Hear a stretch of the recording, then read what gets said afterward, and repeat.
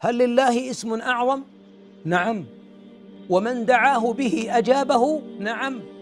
وبعض عباد الله لا يعرفه؟ نعم.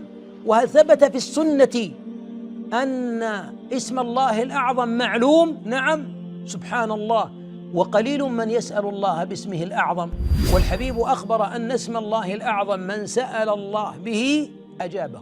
من أهل العلم من قال أن اسم الله الأعظم الحي القيوم، ومنهم من قال أن تسأله بأنه لا إله إلا هو الأحد الصمد الذي لم يلد ولم يولد ولم يكن له كفوا أحد. سمع النبي صلى الله عليه وسلم رجلا يقول: اللهم إني أسألك بأني أشهد أنك أنت الله الذي لا إله إلا أنت الأحد الصمد الذي لم يلد ولم يولد ولم يكن له كفوا أحد. فقال صلى الله عليه وسلم: والذي نفس محمد بيده لقد سأل الله باسمه الأعظم الذي إذا سئل به أعطى وإذا دعي به أجاب. الله أكبر.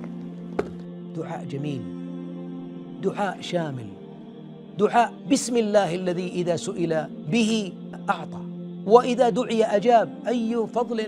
فاحفظ هذا الدعاء أيها المؤمن. الإلحاح على الله تعالى في الدعاء، كما قال ابن القيم: من أنفع الأدوية الإلحاح بالدعاء. الإلحاح إظهار للتعبد، الإلحاح إظهار للافتقار، الإلحاح معناه أنك يا عبد الله تقر بالوحدانية لله، فهو الواحد في الخلق والرزق والعبادة، والدعاء هو العبادة. الإلحاح معناها أن الشيطان ما استطاع أن يحول بينك وبين ربك، ولا يحول بينك وبين الدعاء. الإلحاح معاشر الأحبة من أعظم مظاهر العبودية لله جل وعلا. هذا الدعاء يعالج الإنسان به نفسه، لأن الإنسان إذا ألح على المعاصي، ألح على الدنيا، ألح على أهلها، نبذوه، لكن إذا ألح على الله كفاه. أليس الله بكاف عبده؟ بلى.